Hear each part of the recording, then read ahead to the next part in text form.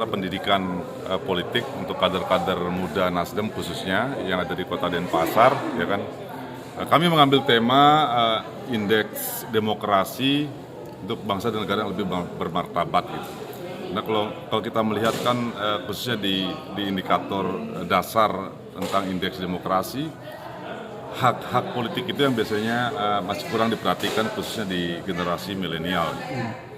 Jadi acara khusus dari internal Nasdem sendiri kami menghadirkan Kakak Latifah, Ketua Bidang Milenial dan Pemilih Pemula, untuk memberikan pemahaman yang lebih kepada generasi muda khususnya kader-kader baru Nasdem di Kota Denpasar, sehingga mereka lebih yakin diri untuk lebih percaya diri untuk menggunakan hak pilihnya di perhelatan pemilu nanti.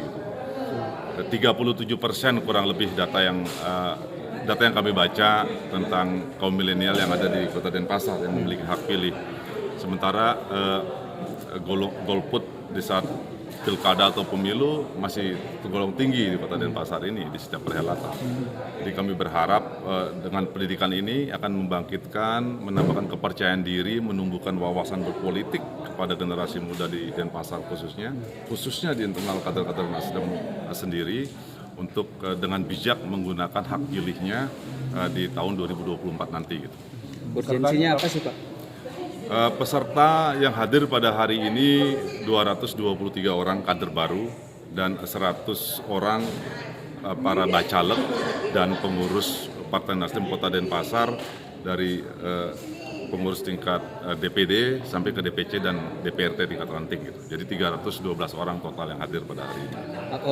Urgensinya terhadap pemilih pemula ini apa sebenarnya Pak? Apakah nanti jumlahnya banyak 2024 atau apa Pak? Kalau kita bicara presentasi 37% pemilih pemula di Denpasar, pemilih milenial di Denpasar itu jumlahnya kurang lebih di atas 120 ribuan dari 500 ribu sekian ya. Jadi sekitar ratusan ribu pemilih yang sebenarnya sangat potensi gitu ya, sangat potensi untuk menentukan kebijakannya setelah tahun 2024, 5 tahun ke depannya gitu.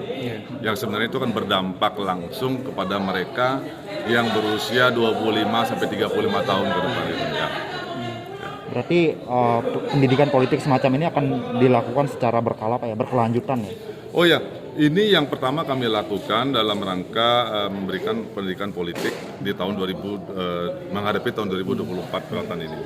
Ya, di tahun-tahun sebelumnya kita sudah lakukan, tapi karena pandemi terakhir kami lakukan ya setahun di tahun 2019. Jadi sebelum pandemi terjadi. Dan tahun ini yang pertama, dan tentunya masih banyak lagi kader-kader muda Nasdem di Kota Denpasar yang perlu mendapatkan pendidikan pelatihan politik seperti yang kita lakukan hari ini gitu. Dan kami akan lanjutkan lagi di tahap yang kedua, ketiga, dan selanjutnya. Mudah-mudahan target kami ada di 1.000. Totalnya 1.000 kader Nasdem akan mengikuti pendidikan politik di tahun 2023 ini. Gitu. Selain untuk mendorong menggunakan hak pilihnya, sekiranya apalagi yang ditekankan oleh Nasdem di acara hari ini, Pak? Kita tekankan masalah bagaimana secara positif ya mereka memaknai tujuan dari Partai Nasdem itu sendiri, tagline Partai Nasdem yang ada, bahwa bersatu berjuang untuk kemenangan Partai Nasdem itu untuk perlu, bahwa merebut kekuasaan untuk kembalikan kekuasaan kepada masyarakat pun sangat perlu, keseimbangan di pemerintahan atau di legislator, di parlemen itu pun sangat penting dalam konteks demokrasi di daerah kita sendiri gitu. Jadi wawasan politik kita buka. Jadi pembicaranya mulai dari akademisi, guru besar dosen akademisi dari Universitas Udayana yang hadir tadi pagi, pengarahan juga langsung oleh Ketua KPU dan Ketua Bawaslu. Jadi kita yakinkan bahwa yang hadir 300 orang hari ini, mereka paham betul apa itu politik, tahapan-tahapan pemilu, apa yang boleh dan tidak mereka lakukan dalam rangka persiapan dan pasca pemilu nanti. Dan yang terpenting bagi kami adalah bahwa kader-kader Nasdem bisa berpolitik secara santun, ya kan, dan menunjukkan jati dirinya sesuai dengan arahan Bapak Ketua Umum kami bahwa alamat didirikannya Partai Nasdem ini adalah masyarakat Bali, pada khususnya di Provinsi Bali. Berarti di luar kader diberikan kesempatan juga Pak ya untuk mengikuti pendidikan politik ini Pak ya, terkhusus buat milenial di Kota Denpasar. Kita buka seluas-luasnya. Hari ini ada beberapa unsur mahasiswa dari beberapa perguruan tinggi yang hadir dari 3 perguruan tinggi berbeda hari ini hadir di acara pendidikan politik yang mereka belum kader sebenarnya.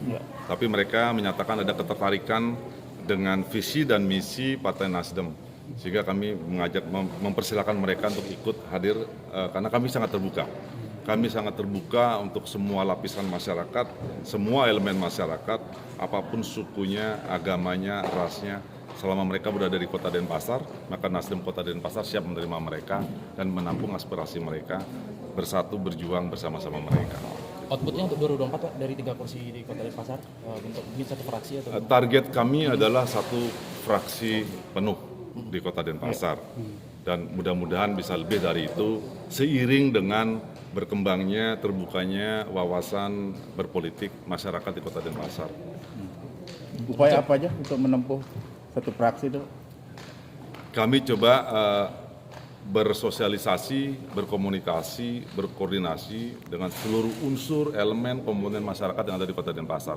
Kita tahu Kota Denpasar ini sangat heterogen, ya, ini kota metropolitan sebenarnya di Denpasar ini.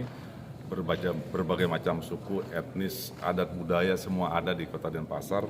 Jadi sejauh ini kami sudah melakukan koordinasi, bersilaturahmi dengan komponen-komponen dari unsur-unsur yang berbeda, dari elemen-elemen yang berbeda di Kota Denpasar. Itu yang sudah kami upayakan. Kalau kita lihat yang hadir pada hari ini, ya kan, realita pada hari ini mereka terdiri dari berbagai macam elemen, berbagai macam unsur, berbagai macam background, berbagai macam komunitas agama yang ada di Kota Denpasar berbaur jadi satu pada hari ini di Ballroom Partai Nasdem Provinsi Bali hari ini. Saya lihat ada program-program kesehatan apa segala macam tadi Pak digambar.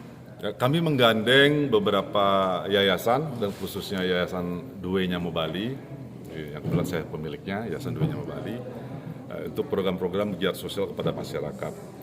Jadi di Yayasan Due Nyamo Bali ini sebenarnya ada 3 hak dasar atau kebutuhan dasar masyarakat selama ini yang kami lakukan, yaitu di bidang pendampingan di bidang pendidikan, pendampingan di bidang kesehatan, dan pendampingan di bidang kesempatan bekerja, baik di dalam maupun di luar negeri.